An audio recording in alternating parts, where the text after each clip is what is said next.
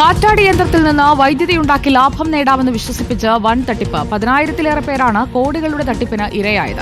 2,000 രൂപ മുതൽ 1.5 ലക്ഷം രൂപ വരെ നഷ്ടമായെന്ന് പരാതിക്കാർ റിപ്പോർട്ടറിനോട് പറഞ്ഞു.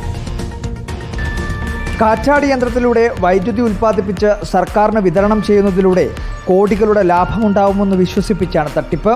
2,000 രൂപ മുതൽ 1.5 ലക്ഷം രൂപ വരെയുള്ള പാക്കേജുകളാണ് ഇതിനായി തട്ടിപ്പ് സംഘം അവതരിപ്പിച്ചത്. SGRE എന്ന ചുരുക്കപ്പേരിലുള്ള സൈമൺസ് ഗെയിംസ റിന്യൂവബിൾ എനർജി എന്ന കമ്പനിയാണ് കോടികളുടെ തട്ടിപ്പ് നടത്തിയതായി പരാതി ഉയർന്നത്.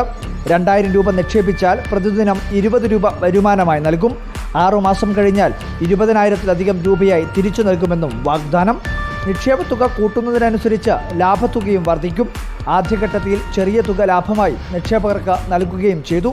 ഇതാണ് കമ്പനിയെ കൂടുതൽ വിശ്വസിക്കാൻ പ്രേരകമായത്. ഫസ്റ്റ് ഇപ്പോൾ 2,500 രൂപ ഇട്ടപ്പോൾ എനിക്ക് ദിവസം 90 രൂപ കിട്ടി. അവൾ പറഞ്ഞു 200 രൂപയ്ക്ക് മേഖലയായാലേ നമുക്ക് പൈസ വിഡ്രോ അടിക്കാം. അപ്പോൾ നമുക്ക് കുറച്ച് വിശ്വാസം വന്നല്ലോ. കണ്ണഞ്ചിപ്പിക്കുന്ന മോഹന വാഗ്ദാനങ്ങളും കമ്പനി നൽകി. നിക്ഷേപകരെ വിശ്വസിപ്പിക്കാൻ പലവിധ പരിപാടികളും നടത്തി.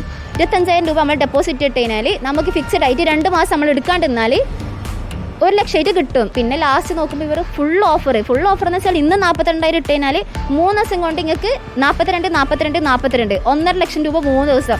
ആ പ്ലാനിലാണ് കുറേ ആൾക്കാർ കയറിയത്. ഏപ്രിൽ മാസം തുടക്കത്തിൽ തന്നെ കമ്പനിയുടെ വെബ്സൈറ്റ് പണിമുടക്കി. ഇതോടെയാണ് വഞ്ചിതരായെന്ന നിക്ഷേപകർ മനസ്സിലാക്കുന്നത്.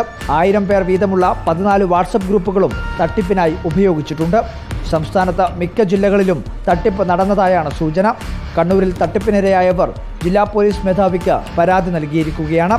പാതിവിലയ്ക്ക് സ്കൂട്ടി നൽകാമെന്ന് പറഞ്ഞ് 10,000-കണക്കിന് വീട്ടമ്മമാരെ പറ്റിച്ച കഥ അല്പനാളുകൾക്ക് മുന്നെയാണ് നമ്മളെല്ലാം ചർച്ച ചെയ്തത്.